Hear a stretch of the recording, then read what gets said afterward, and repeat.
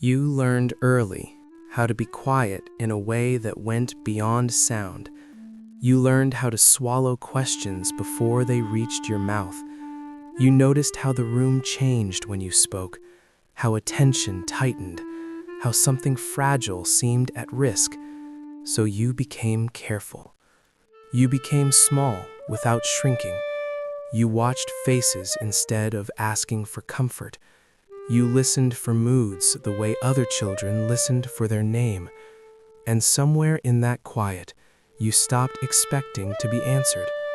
What happens to a child when silence becomes the safest language they know? Silence did not mean nothing was happening. It meant everything was happening inside. Your nervous system learned to stay alert without moving. Your body learned to wait, to scan, to prepare without reacting. You learned how to hold feelings in places that never showed. Your chest, your stomach, behind your eyes. You became fluent in reading what was never said, and praised, maybe, for being easy.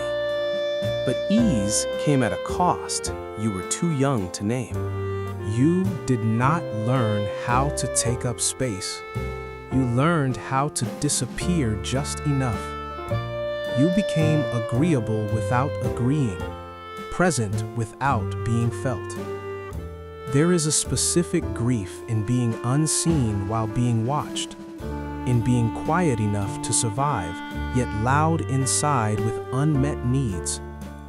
You carried maturity that was never chosen, responsibility that arrived before safety. This was not weakness. This was adaptation. You were never broken. You adapted. That silence followed you forward, into friendships, into love, into rooms where your voice still hesitated. You learned to wait for permission that never came.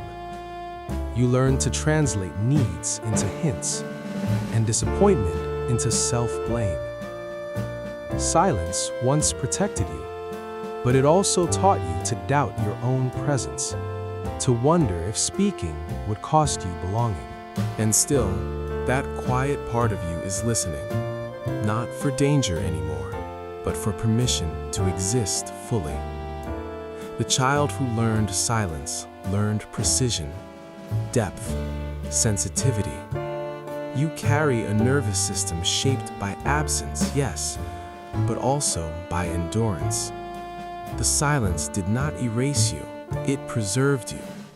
And now it asks a different question. If you no longer have to disappear to be safe, who do you become when you are finally heard?